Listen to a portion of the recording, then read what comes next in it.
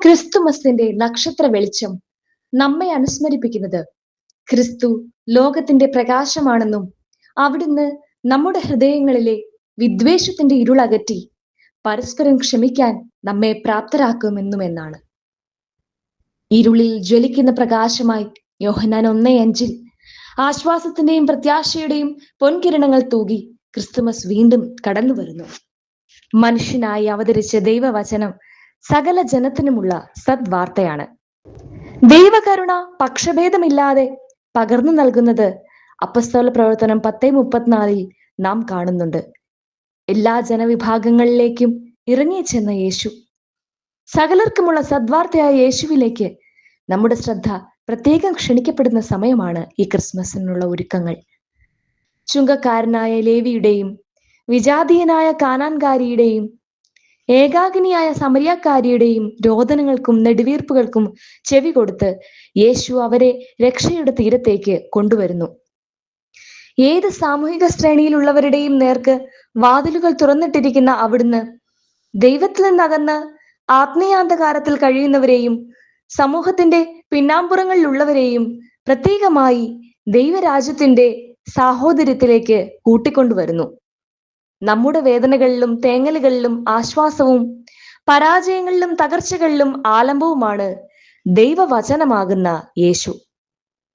യേശുവിനെ പ്രഘോഷിക്കുന്നതിന്റെ പ്രാധാന്യം വ്യക്തമാക്കിക്കൊണ്ട് യേശു ക്രിസ്തുവാകുന്ന സദ്വാർത്തയ്ക്കായി തന്റെ ഹൃദയം തുറന്ന് കാത്തിരിക്കുന്ന വിജാതീയനായ കൊർണേലിയൂസിനെയും യേശുവിനെ പ്രഘോഷിക്കാനായി താൻ നാളെ ഇതുവരെ മുറുകെ പിടിച്ചിരുന്ന ചില കാഴ്ചപ്പാടുകൾ തിരുത്തി സ്വയം നവീകരിക്കാൻ തയ്യാറാകുന്ന പത്രോസിനെയും അപ്പസ്തോല പ്രവർത്തനം 10 നമുക്ക് കാണാൻ സാധിക്കും.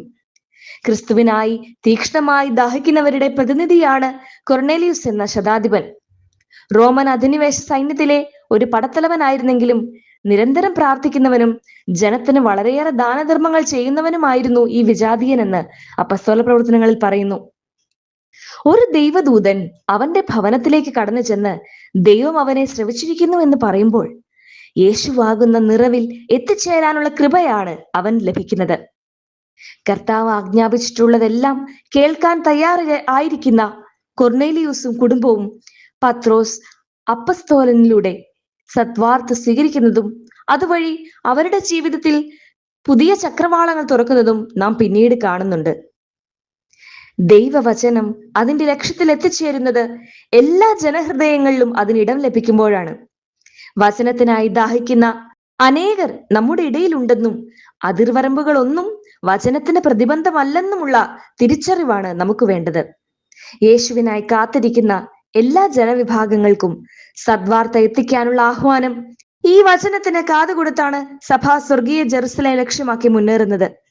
ആത്മാവ് പറയുന്നത് കേൾക്കുവിൻ എന്ന് ക്രിസ്തു സഭകളെ ആഹ്വാനം ചെയ്യുന്നത് വെളിപാടിലെ സഭകൾക്കുള്ള കത്തുകളിൽ നാം വായിക്കുന്നു. വഴിയും സത്യവും ജീവനുമായ യോഹന്നാൻ 4:6 യേശുവിനെ പിൻചെല്ലുന്ന തീർത്ഥാടകയായ സഭയിലെ അംഗങ്ങളായ നമ്മുടെ ഓരോ ചുവടുവയ്പ്പിനും മാർഗദർശിയാണ് സജീവവും എന്നും നവീനവുമായ ദൈവവചനം. പാരമ്പര്യങ്ങളിലും ആചാരങ്ങളിലും വൈവിധ്യമുള്ള കേരള സഭയിലെ ഐക്യത്തിന്റെയും കൂട്ടായ പ്രവർത്തനത്തിന്റെയും അഭിമാനാർഹമായ സാക്ഷ്യമാണ് ബൈബിൾ മേഖലയിലെ പ്രവർത്തനങ്ങൾ. ബൈബിൾ സഭാ സമൂഹത്തിന് സംലഭ്യമാക്കുക എന്നത് വചന ശുശ്രൂഷയിൽ ഏറെ പ്രാധാന്യം അർഹിക്കുന്നു. ബൈബിളിന്റെ ഏറ്റവും പരിഷ്കരിച്ച പതിപ്പ് നമുക്ക് ലഭ്യമാണ്. 20-ാം നൂറ്റാണ്ടിന്റെ ആരംഭം മുതൽ തന്നെ മലയാള ഭാഷയിൽ കത്തോലിക്ക വിവർത്തനങ്ങൾ പ്രസിദ്ധീകരിക്കപ്പെട്ടു തുടങ്ങി. ഇതുവരെ 11 വ്യത്യസ്ത കത്തോലിക്ക ബൈബിൾ പരിഭാഷകൾ കേരളത്തിൽ വെളിച്ചം കണ്ടിട്ടുണ്ട്. പരിഷ്കരിച്ച പുതിയ നിയമം പഠന ബൈബിളായി 2020 പ്രസിദ്ധീകരിച്ചു. പഴയ നിയമ പരിഷ്കരണം അവസാനഘട്ട ഭാഷാ സംശോധനയ്ക്ക് വിധേയമാക്കിക്കൊണ്ടിരിക്കുകയാണ്. വചനത്തെ സ്നേഹിക്കുന്ന ഏവരെയും ഒരു കുടക്കീഴിൽ കൊണ്ടുവരുന്ന ലോഗോസ് ക്വിസ്, ഇങ്ങനെ പ്രവർത്തന സാധ്യതകൾ പരിമിതമായ ഈ സമയത്തും പല രൂപതകളും ഇടവകകളും ബൈബിൾ ആസ്പദമാക്കി ക്രിയാത്മകമായ വിവിധ പരിപാടികൾ സംഘടിപ്പിക്കുന്നത് അഭിനന്ദനാർഹമാണെന്ന് ബൈബിൾ കമ്മീഷൻ പറഞ്ഞു വെക്കുന്നു. ബൈബിൾ പാരായണ മാസമായ ഡിസംബറിൽ വചനത്തെ കൂടുതൽ അടുത്തറിയാൻ നമുക്കും ശ്രമിക്കാം. വചനം മാംസമായി ഈ ഭൂമിയിൽ അവതരിച്ചതിന്റെ പ്രാധാന്യം വിളിച്ചോതുന്ന ഈ ക്രിസ്മസ് കാലയളവിൽ നമുക്കതിനായി കൂടുതൽ യത്നിക്കാം. വചനം വായിക്കുവാനും അതിന്റെ പൊരുൾ അറിയാനും പരിശുദ്ധാത്മാവിന്റെ നിറവിൽ വചനത്തിന്റെ ചുരുളഴിക്കപ്പെടുവാനും അനുഗ്രഹങ്ങൾ നമ്മിലേക്ക് സമൃദ്ധമായി ചൊരിയപ്പെടാനും നമുക്ക് പ്രാർത്ഥിക്കാം. വചനം അഭിവൃദ്ധി നൽകുന്നു. വചനം പാപാന്തകാരത്തിൽ നിന്ന് നമ്മെ മോചിപ്പിക്കുന്നു. വചനം നമ്മിൽ പരിശുദ്ധാത്മാവിനെ നിറയ്ക്കുന്നു. വചനം യേശുവിനെ കൂടുതൽ അടുത്തറിയാൻ നമ്മെ സഹായിക്കുന്നു.